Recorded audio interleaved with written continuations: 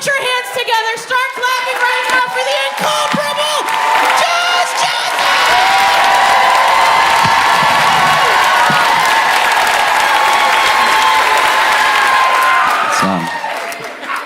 I've had quite a week still trying to distill all of my thoughts and feelings around the presidential debate.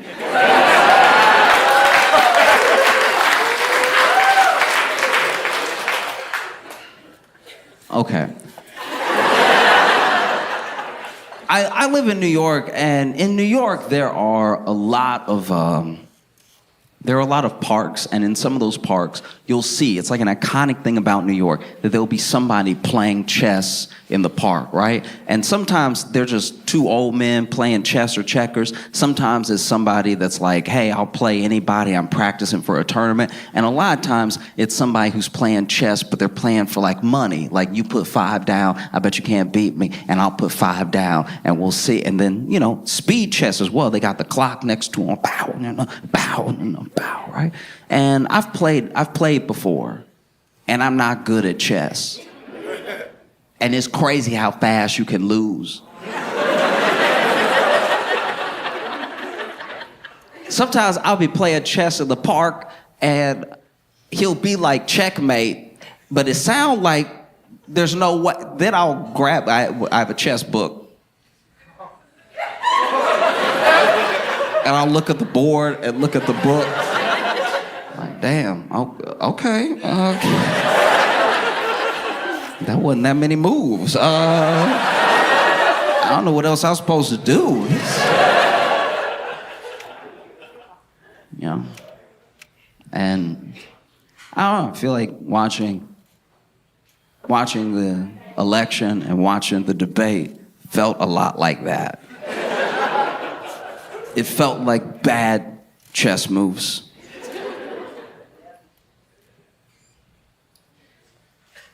We've watched a lot of debates that Trump has been in, and we've gone 2 for 2 this year with having remarkably historic debates, both of which were like, whew. You know what I mean? Like, you get done and you're like, whew. Felt like I was up there. And there was a moment in the first debate that was echoed in this debate. There was a moment back when Trump was debating Biden, and I've talked about it before, where there's a second there where Trump looked at Biden, and for a split second, he wasn't trying to be president. He wasn't even trying to debate. He was literally like, hey,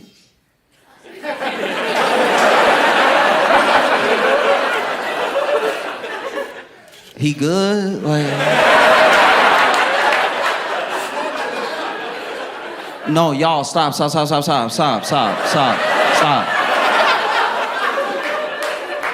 Is he good, though?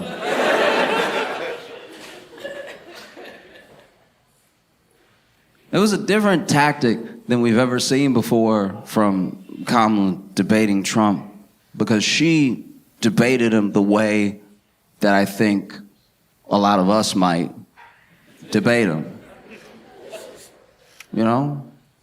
I'm not gonna speak for anybody in here, anybody listening to me. I don't know if you're like a political analyst. I don't know how involved you are with politics, but she debated him the way that I think we debate him sometimes in our heads, which is to be like, what did you just...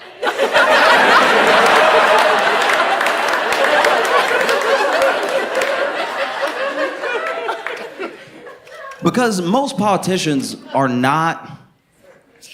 Hear me out. Most politicians don't behave like people.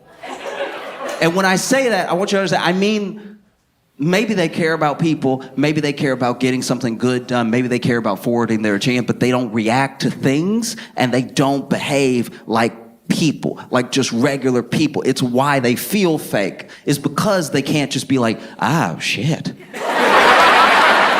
You see, man? Do you see what I mean? And it's why people from 2015 on have gravitated towards Trump, because he feels like they would react. Like he will say, oh, shit. But then you look at someone like Kamala, and she's a very polished person, very accomplished person. But in that debate, she was having moments that for the first time ever felt like moments that we might have up there. Does that make sense? Like when Trump would debate other Republicans leading up to the nomination, or when Trump would debate Hillary or Biden, there was a sense of like, wait, are you not going to say anything about the thing that he just said just now? Why are you staring forward, acting like what you heard wasn't wrong? Why are you like looking to the moderators to fact check? There's nothing more exhausting than when someone who could be a good player is looking at the ref to be like, help!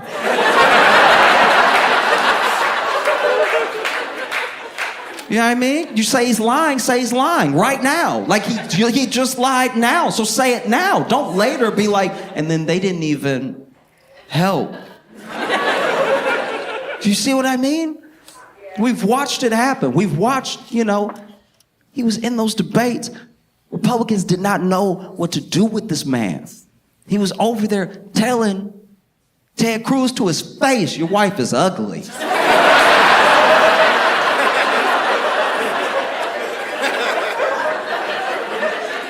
And because Ted Cruz doesn't move like a person, doesn't react like a person, he didn't slap him in his face in that moment.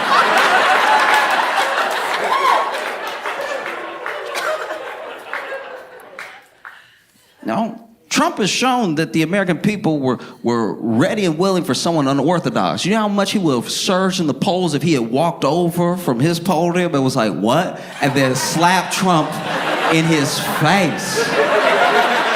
I know at least his wife would have liked it.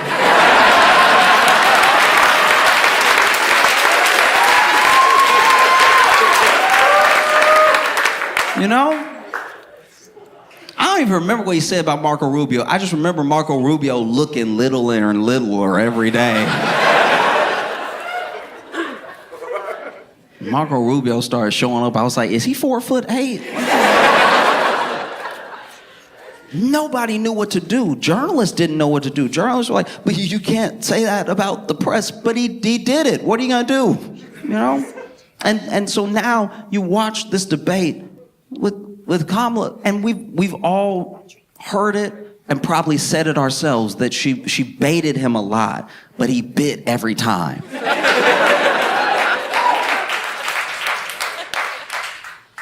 And this is my thing with that, is that decorum aside, don't you want someone representing you that could maybe let something slide?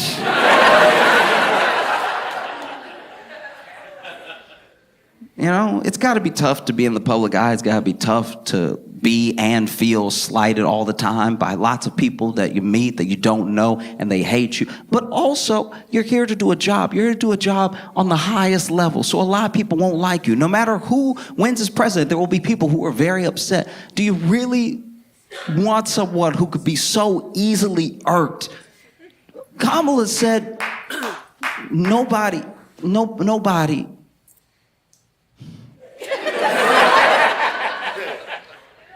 Kamala said that people leave his rallies early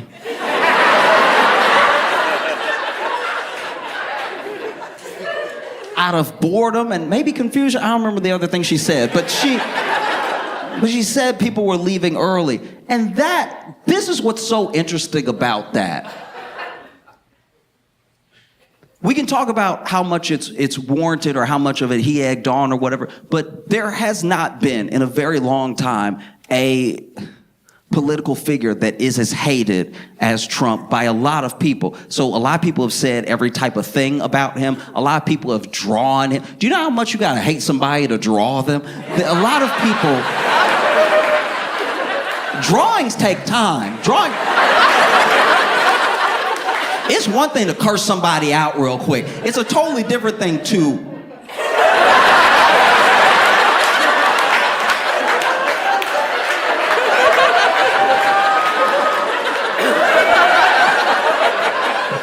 No, wait, I'm getting his ass. I'm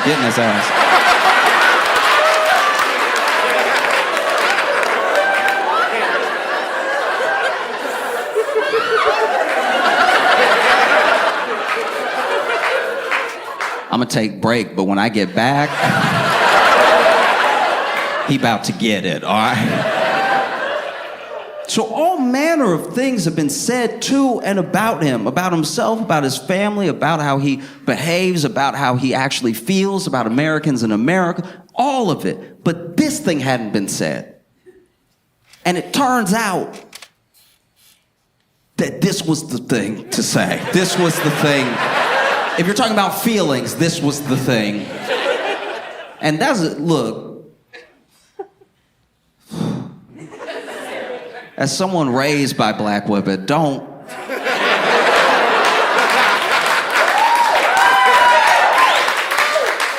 Black women know how to hurt feelings.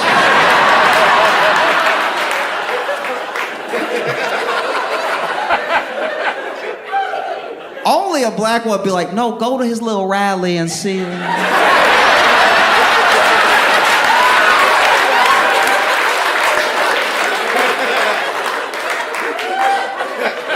That's how confident she was in what she was saying, that she told us to go.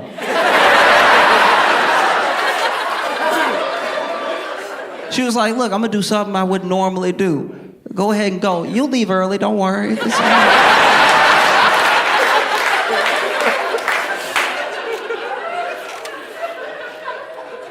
That was the thing.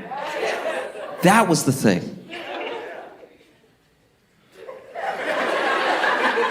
And you could see it happen. You could see it, on his face, you could see it happen.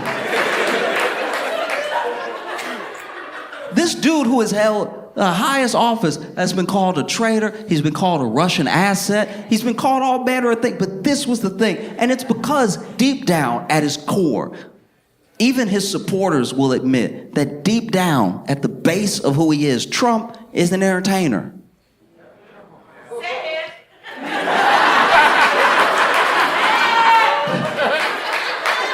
And all I'm saying is, as a fellow entertainer,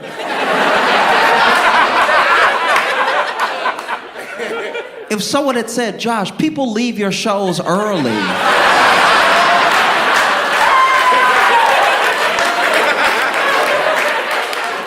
Out of boredom and confusion, I'd be like, oh, okay, we fighting, say less.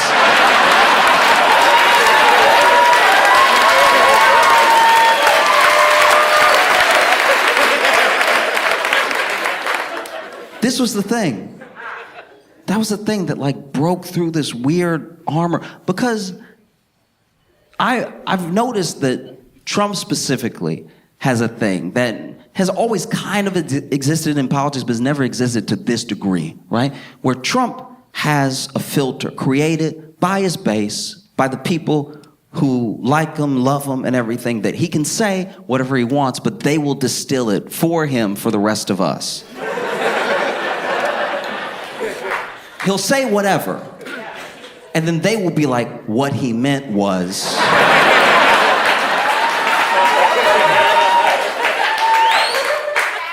But what he meant shouldn't have been what he said. Because he said this, and you're saying he meant something else, but he also had access to the words you just said. So are you sure he meant what you're saying and not what he said? I'd like to think that when you say something as the commander-in-chief, you mean what you said when you said it. You didn't say something being like, they'll figure it out.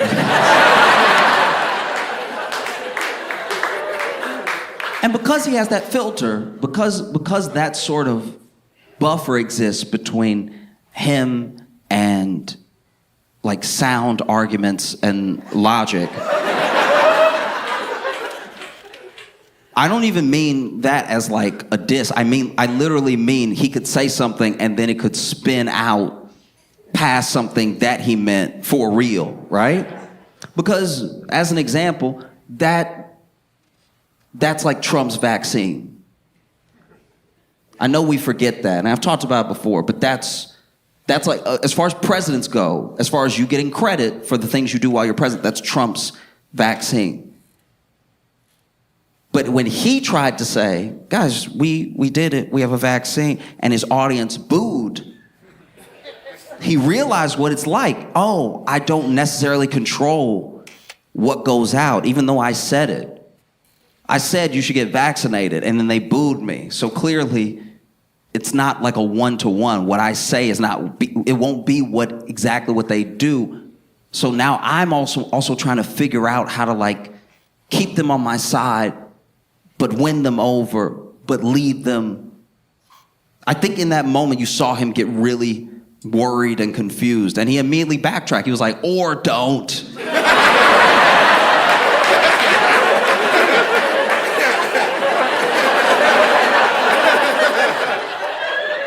And I said all of that to say that the screen, the buffer, the thing that he usually has, I'm not saying he lost it for good in this debate, but he did lose it a little bit. Because I grew up in Louisiana, and I know people who are like hardcore in the MAGA movement, like people who are like, no, Trump is the guy. He is gonna fix everything, right? I've grown up with these people, and we know each other well. And this was the first time that they were like, that wasn't great.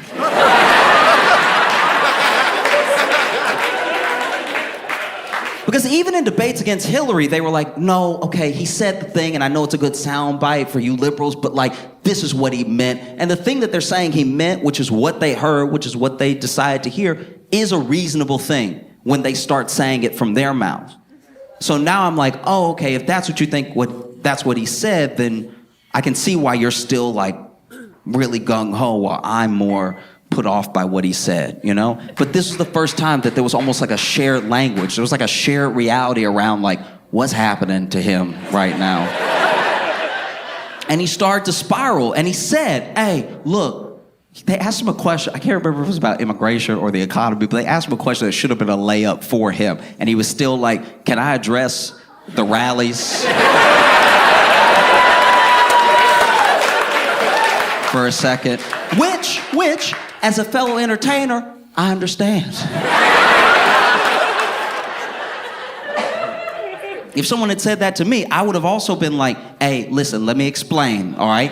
It was a Friday late show. They were tired, okay? You can't put that on me. And he said, can I address the rallies real quick? Because people don't go to her rallies, all right? They don't go to her rallies at all. The people that go to her rallies, she gotta bust them in, and then they don't even have fun while they're there. She doesn't have any snacks. Now I'm paraphrasing, but like.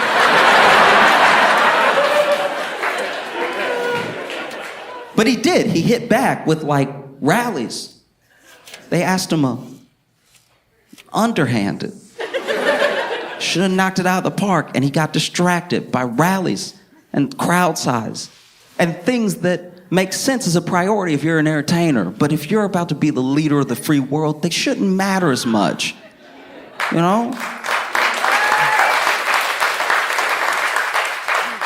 And you could see him kind of spiraling after that, because he was a little frustrated by like this thing that broke through. Then that never happens. Trump is a very hard person to debate because people like him are very hard to debate because they're not trying to have a debate with you. They're trying to make you look dumb. And because Trump is like very good at making other people look dumb, he's very good at debating. You see what I mean? But this was the first time that he was like, what is she talking about? My crowd.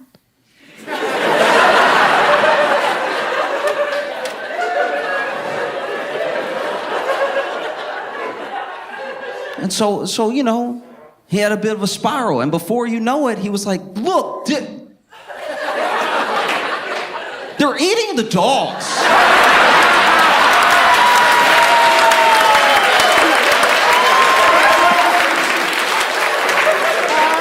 They're eating the dogs, they're eating cats, they're eating, and you could tell in that moment that Trump wanted to say another animal, but he couldn't think of one.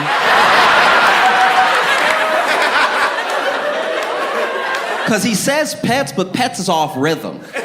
If you go back and watch, it's like they're eating the dogs, they're eating cats, they're eating...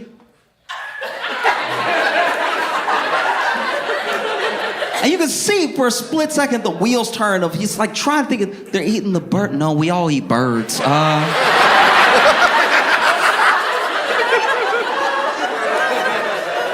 They're eating the pets.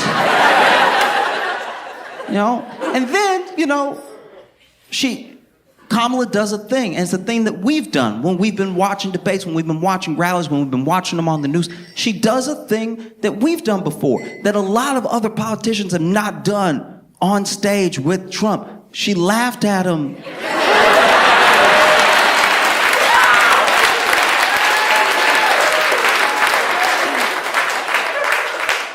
And I think there's context to that laugh, because I'm not trying to get too, like, I don't know, like too much of a deep dive into it, but like there's context with that laugh, because she's not laughing at him, she's laughing at what he said. And that's really different. It's one thing to say Trump is a joke and Trump is a joke, and you could make the argument that the reason Trump became president was because Obama made him a joke. Do you remember that? Do you remember that? Obama made fun of this man and he just sat there quiet, you know? And then years later, he was like, peaceful transition of power, huh?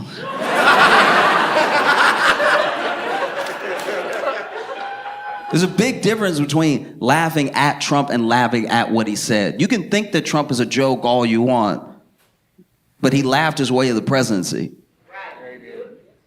But then when you laugh at what he says, when you take the power out of what he's saying, that's a very different thing. You know? She laughed at what he said for a second. And then there was a second, it was very slight, but there was a second where she was still smiling, but she wasn't laughing. And then there was a second where she wasn't smiling and she wasn't laughing, and it was reminiscent of like, yo.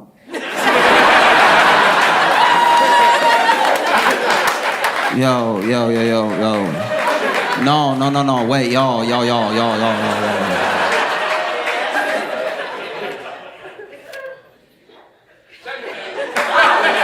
know?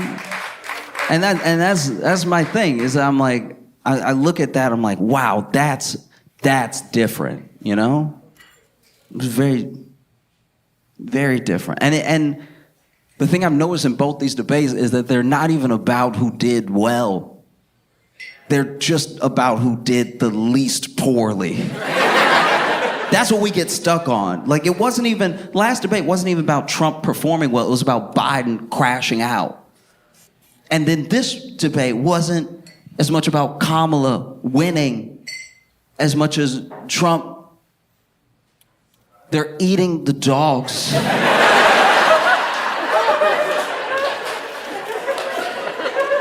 They're eating the cat, they're eating flamingos.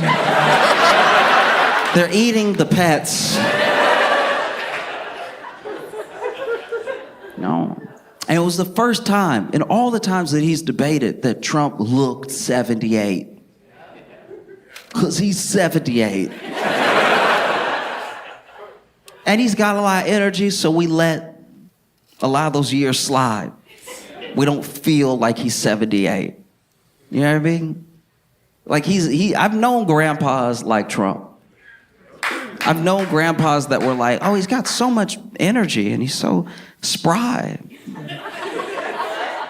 And he's eating a lot of fast food. But he's 78. You know what I mean? But I guess this is one of my main things about it, is that like, it was the first time I saw him look out of his element on like a really important moment, you know? And I don't want people to think that this is like, that's it. That's all that needed. Not at all. It's harrowing how little it actually moves the needle. Almost everyone feels the way they felt before, even after we saw what we saw. And we agree that it didn't go well for one person. But we're still like, nah, I'm still gonna go the way I was gonna go. That's interesting, that after all of this, they're like tied. Wow, they're tied. In lots of places, they're tied. It's not even like it's working out to be a tie because all this place and all this. No, in a lot of places, they watched that and they were like, I don't know. That's pretty wild, The first time he really looked 78, because it was the first time he said something that, like, a grandpa would say right before you put him in a home. You know what I mean?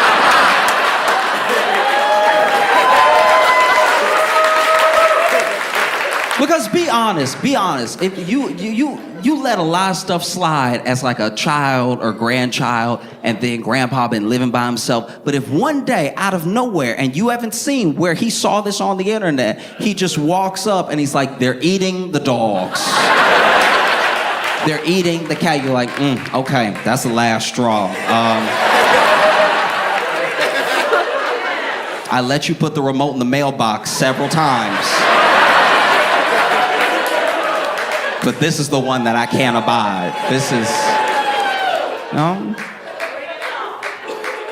because it really has consequence. And I think that we live well enough here, even though I'm not even pretending things are just phenomenal. I'm just saying, day to day, by and large, we do get by. And I think that when you get by, especially comfortably, it can feel like a game. It can feel like something that doesn't matter as much. And it can feel like something that you're just playing at. And I think that, it's important to remember that all the things that these people say, these are very powerful people already, and one of them is going to become even more powerful. Everything that they say, everything they do has ripple effects. They're eating the dogs. They're eating the cats. It's like a meme. It's like a thing that's starting up. But it's also, which is very, very important, because we did a thing back in 2014, and we've done it ever since, that I don't know how to fix it. I'm just saying what happened from 2014 on. Anyone online that was even all the way from like crazy people down to people who were slightly conservative, right? From 2014 on, were just called Nazis outright. Right? Anything. And even a question, oh, you Nazi, right? To the point where Nazi started to not mean anything. And when it doesn't mean anything, it's hard to make it mean something when like an actual Nazi shows up, right? And I want to be clear here. The thing that Trump said, it is a lie started by a neo-Nazi. I don't care how many people on Twitter try to find something to make it make sense after the fact. It's a thing that a guy said at a community meeting where he was specifically targeting the Haitian community, and he said that we will not be safe the more Haitians we let into it. That's also the other part of the soundbite. Outside of the dogs and cats, this dude was specifically saying, and he gets kicked out of the community meeting. That part also didn't make it into the viral clip, right? And so when people are saying, well, I saw, and they have these fourth-hand accounts of like my brothers, sisters, uncles, girlfriend has a cat that's missing.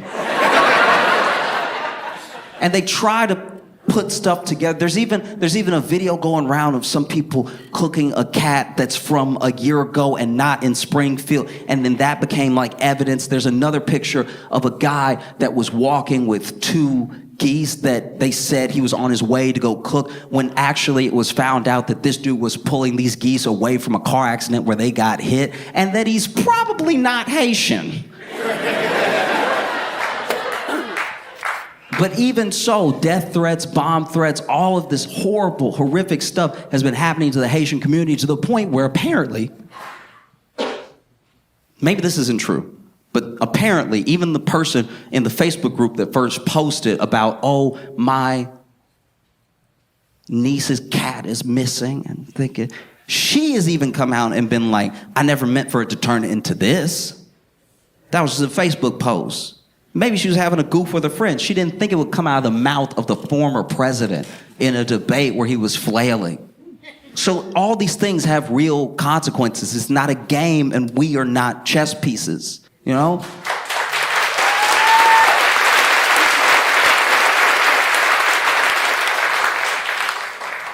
And even after the debate, you know, it almost like hijacked the whole narrative of Trump losing the debate and Kamala winning it. Now it became about this weird thing with hate. And it's also already, in that little bit of time since the debate, switched into Africans, because now they were just like, oh, wait, we got it wrong. It's not Haitians, it's Africans that are eating the dogs and cats. And so now it's already shifted just to try to find some truth out of a thing that was a lie, right? And you have J.D. Vance afterwards who, you know, pretty much probably fed that to Trump. And he's sitting there talking to Collins in an interview, talking about, okay, whether we find out that this is somewhat true or only a little bit true, was not willing to call it a lie, right? He says that, you know, we don't have evidence. This is me paraphrasing just for the sake of brevity, but basically we don't have evidence that there's no evidence. And the thing that is like so brain broken about that logic is that it creates a tidal wave of insanity until you can finally make something that you want to be true, right? Because it could ruin anybody's life. For instance, when you look at J.D. Vance, there is no evidence that there's no evidence that he didn't bang a couch. Do you see?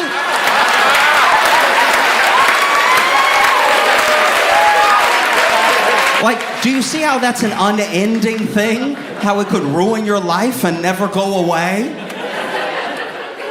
How you can't even sit anymore? Because people see you next to a love seat and wonder? Do you see how insane that is? A lie that we know is a lie? But we'll work our way to figure out how we can make it true, you know? So just please, I mean, look, we watched the debate, and it was everything from a little bit boring at times to thrilling. We shouldn't even be debating like this anymore, to be honest with you. We've ruined the debate. The debate is too much like a chess game now, where it's like 90 seconds, make your move, make your move. That's not how you solve problems. When you go back before debates were televised, the people that showed up were willing to be there for hours. And the candidates had a long time to lay out their position. So there actually wasn't as much of a chance to fully dodge questions, because they were like, what are you going to do about immigration? And you have until you figure it out.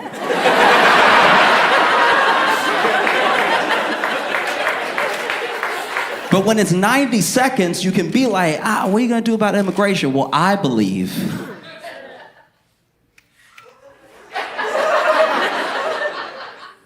is time up yet? No. They used to take forever, because that's as long as it takes to figure out a problem. And it's as long as it takes to figure out what someone's real piece on something is, you know? If you could figure out big problems in 90 seconds, we probably wouldn't have any, you know? So just watching this thing of like, it feels crazy. It makes me feel crazy, because I'm like, yeah, that's not gonna work. They're not gonna make us feel like they have a plan in 90 seconds, you know? And there's too much of an opportunity to get derailed, you know? There was one point where it felt like maybe the only time in the debate where Kamala seemed a little angry. There was only one point, and I don't even remember exactly what led up to it, but she basically was talking about how Trump, which I forgot this happened, because when you live in like a 24-hour, 36-hour news cycle, everything is just sort of going, and there's no time to latch on to anything that matters, and there's no time for like real nuance of an issue. You're just going and going and going. But he did invite the Taliban to Camp David. And I remember when that happened being like, aren't they not supposed to be?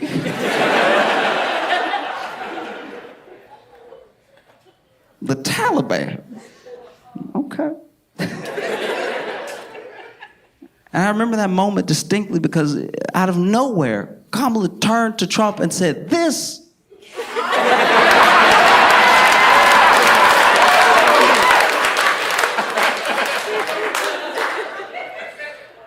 And you can tell she's trying to find a word that won't get bleeped. And I know it because she had to reset. She actually closed her eyes for a second. This.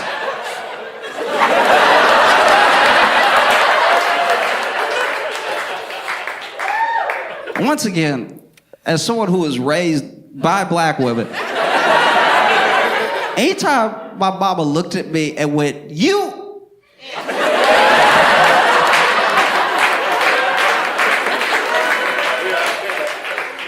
In her mind, she killed me.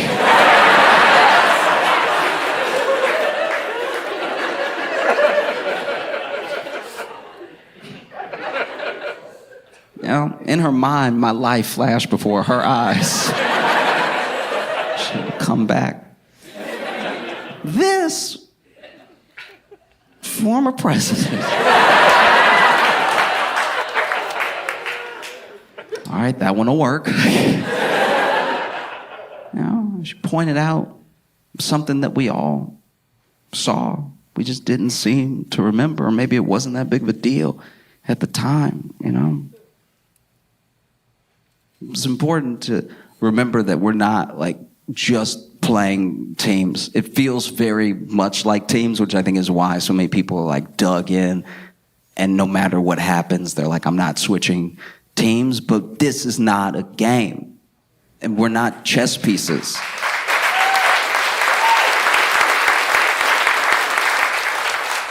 You know, it's very important. You register to vote. It's very important that you go vote and everything, because it's not going to be won by memes. You know, you can't like internet your way to fixing everything. You know, because I don't know. I don't know how everyone in this room feels or anyone watching feels. I just know that like I just want to feel comfortable with who is representing me out in the world and in front of the country. I want someone who is willing to maybe move a little bit like I would move. Maybe play chess the way I play chess. And I'm not even good at chess. You know, I just, you know, we all, everyone, no matter where you fall on party lines or anything, everybody wants somebody with a plan. And they asked him.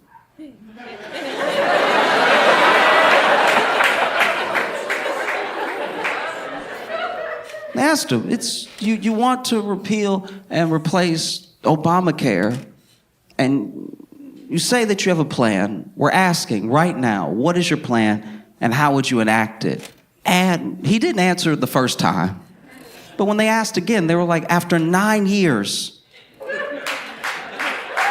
what is your plan to repeal and replace Obamacare? Because I need to be clear here that like, if something is a good idea, a really good idea, I don't care what party it comes from. If something is a smart idea, because I am not playing teams, because I don't feel like this is a game. This feels very real. The things that get said in a presidential debate that are funny, that are a joke for a little while, lead to death threats and bomb threats in real life. All of this is real. So if somebody has a plan and it's a good plan, not only will I hear it out, I might even help them try to make it happen, because it helps a lot of people and it gets us somewhere, right? And so they asked him, after 9 years trying to repeal and replace Obamacare, what is your plan? And he was like, look, I have concepts of a plan.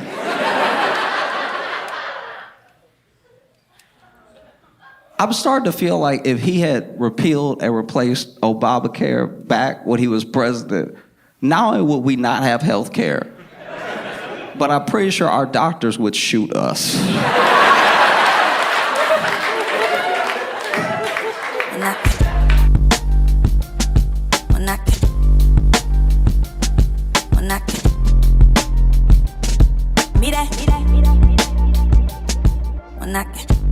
Make some noise for your friend and mine, Josh Johnson.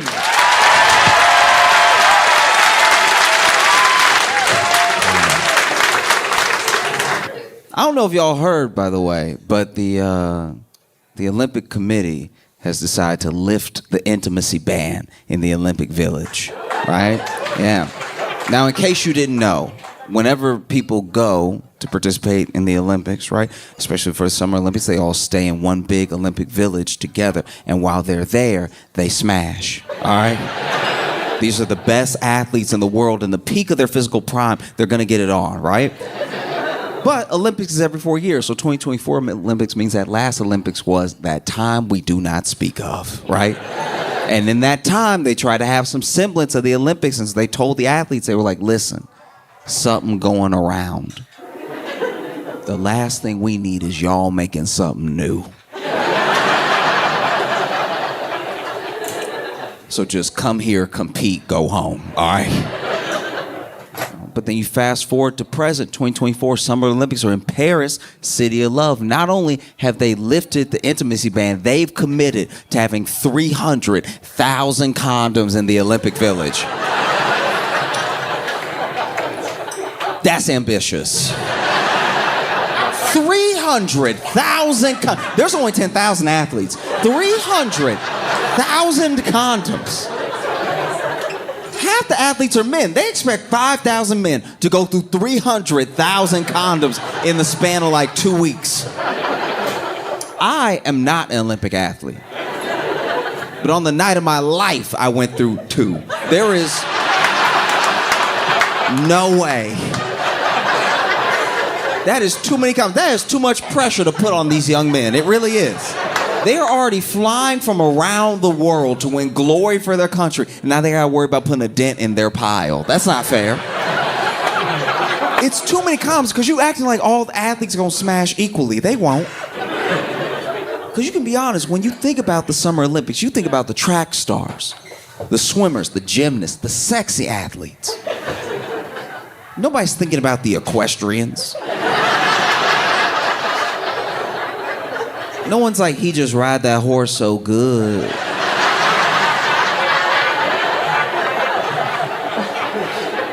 I wonder what else he can. No one has said that ever. In fact, when you watch the sport, you're like, it seemed like the horse doing all the work.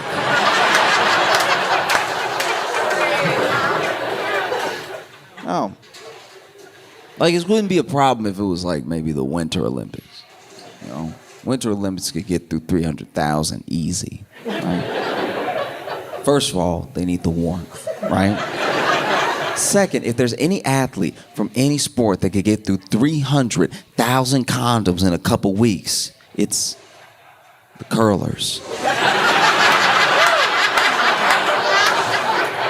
People love to act like the curlers don't get any. That entire sport is foreplay, top to bottom, all right? Every time they're playing, every time they send that rock down the ice, what do they do? Every single time, just, nice and gentle to get it started, you know what I mean? And then they send it down to that other guy on the other side of the ice with the broom, and he just...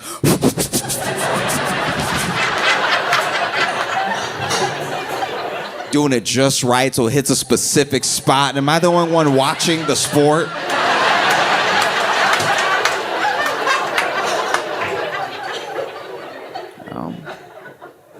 Because that's my big issue. I just feel like, how do I put this? Okay, I feel like when it comes to the summer sports versus the winter sports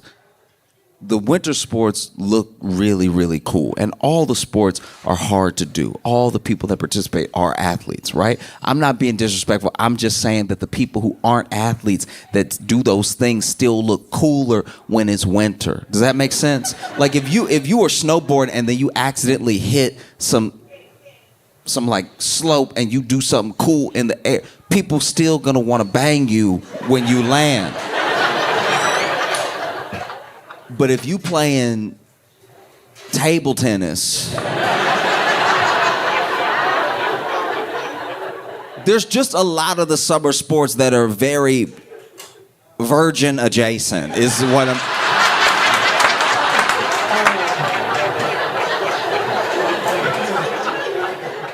Do you know what I mean? Like, the winter sports are like an event. Like, even now, even in life, if you went on a trip and you're like, I'm going skiing, it's like, oh, you're going skiing. This is about to be dope, right?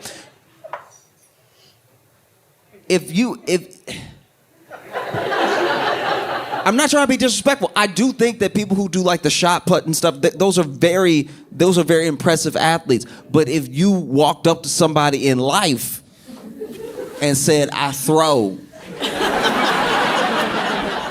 it doesn't hit the same. You know what I mean? Like, there's just activities that are very impressive when the athletes do them, but if you're not an athlete, it's not impressive. Even the javelin. You look at the javelin, when an Olympic athlete does it, when they walk up and they do that, and then they like blah blah, and then it just goes forever. Wow. When you see like a regular guy do it.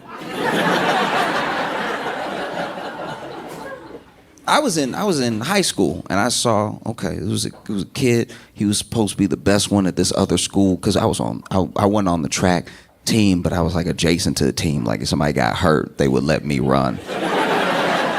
But they knew I wouldn't win, so it was just to appease me because I kept coming to all the meets and I kept dressing out like I was one of them. But they were like, "You slow, you can't be with us."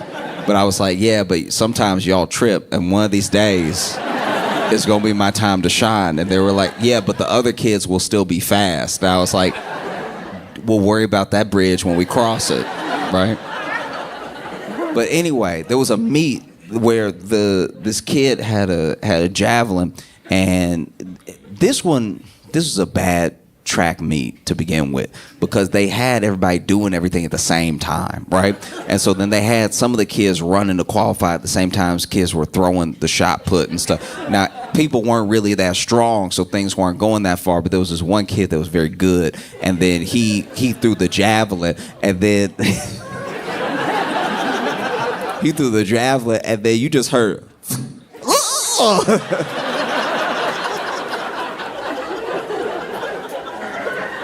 and there's no way to catch a javelin in your body that doesn't make it look like you shouldn't be dead. Like, because it hit this kid in the leg, like it hit just in the leg, right? Which is incredibly painful, but it's so much stick hanging out the leg, it's like, how did it not go through your leg? I don't think you dying right now.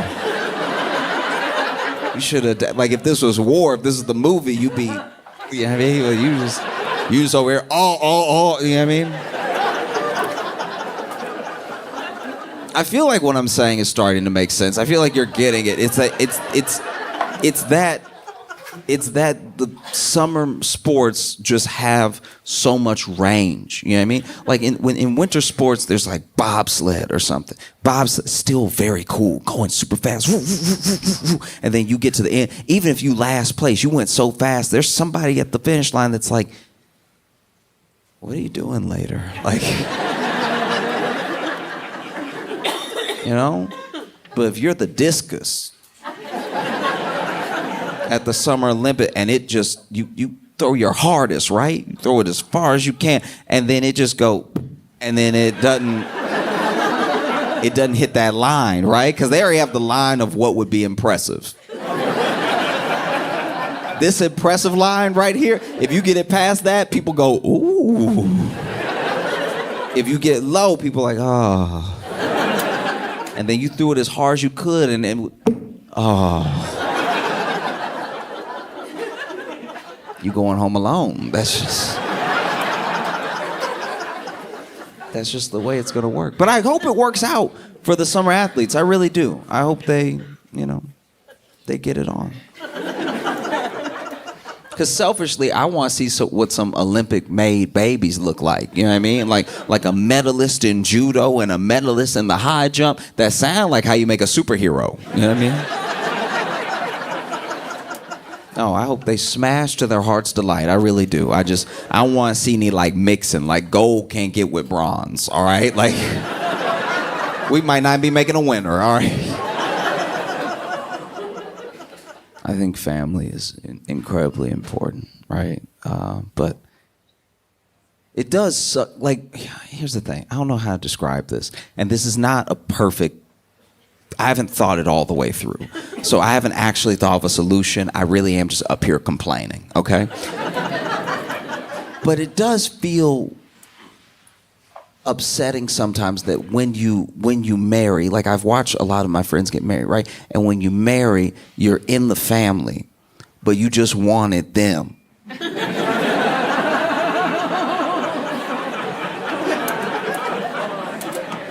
Do you know what I mean? Like you love them, and then a bunch of people you don't know are like, no, us too.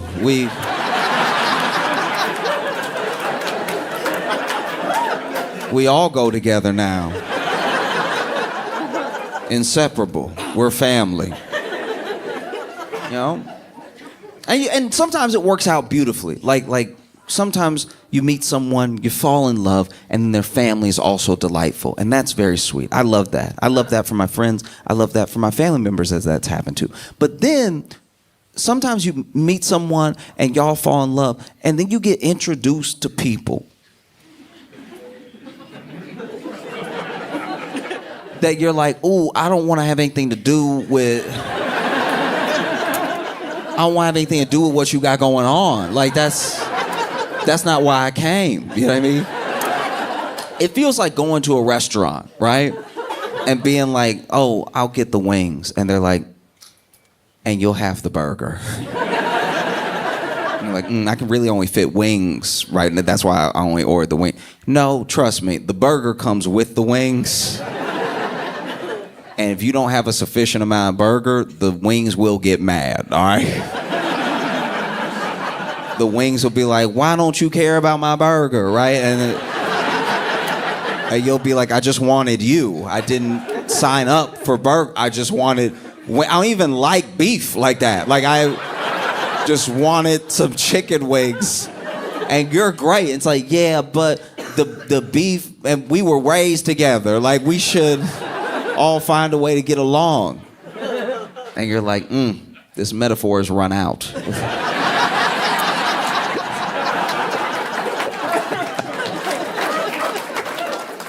No, I just look, I've watched it happen, and it seems like a real bummer.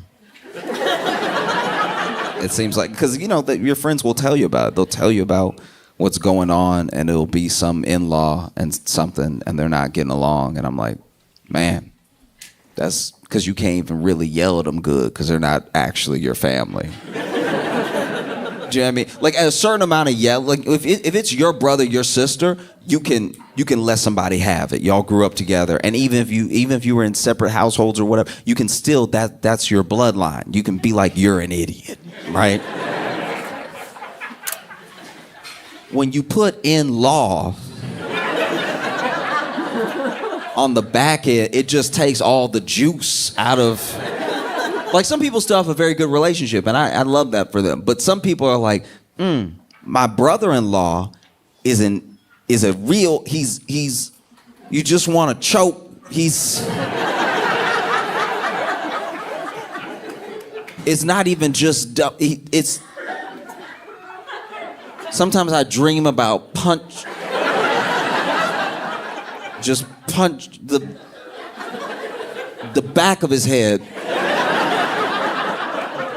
until I just pull back. The knuckles are just mush. I hate him so much, I don't even have words. And then you have to be like, but that's your brother, but not, right? One of the most interesting cases of it I'd seen was, okay, so this kid from my hometown got married young, right? So they got married like almost right out of high school, so they're like 19 and stuff. And they want to be married to each other, but they're weirdly self-aware that they don't really have the resources to start a life, right? So they just married at home, right? They didn't have to do this at all, right? but they spend a lot of time at her grandma's house. Now, they're married, right? But then the grandma got remarried because the granddad had been gone for a while, and the grandma could still get it, right? So she was out getting it, right? And so, she was out playing the field and everything, and then she found somebody to settle down with, settle concrete with, right? Because this is the last one, right? And it's like, and so she found somebody, and then, that guy is now hanging out around the grandma. Now, his wife loves her grandma, loves hanging out with her and everything, so they're over at the house a lot. But he has a very weird situation because he has an in-law now, right? The grandma is his in-law, but she just got married again. So now this guy is like a step granddaddy. And if you think things can be fraught with a stepfather, a step granddaddy cares so little about you. Because he's like, I almost didn't meet you. Like, I don't, like, everybody grown. Like, we don't have to be talking right now. And so he had a step granddaddy kind of in-law, right? I've lost how this works. But all I know is he didn't have a in-law granddaddy, but then that stepped in, so now he's the step granddaddy, and that guy's name is Earl, and Earl is a dick, right? Earl using all the time he have left to just be an asshole. Which normally I would be on board with, but it was happening to my friend, so it was just kind of funny. Like Earl would be watching TV, and then they come over, and he still want to watch his show. And then he would say, because the grandma was never watching TV, she was always cooking or doing something, right? So it would just be him and Earl sometimes in the room while she was chilling with her grandma. And he'd be like, hey, can we watch like anything else? Because Earl would love to watch like Star Trek, stuff like that. And he's like, can we just watch the news, anything that's happening, right? Besides this. And Earl would be like, yeah, sure. And then he would get up and like go to the bathroom or something. But what he had done when he was getting up was he snuck the batteries out the remote and put them back and gave them to my friends. Now he just pressed it thinking that the TV not working. You could have said no.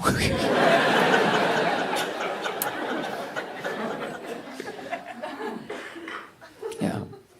There's at a certain point you're like, man, why are you here? Why am I here?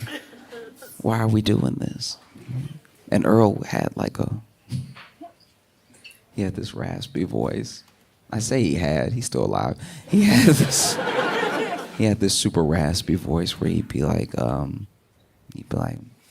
so y'all just gonna stay for dinner? Eating up all the food. Earl didn't even cook. Her grandma cooked. But he would still get he would watch my buddy eat and watch him eat. He got the same food on his plate, by the way. This is how you know Earl a true hater from the core. Because he eating the same, it's not like my friend has something delicious he can't have. He just hates that this dude also has cornbread. So he's like,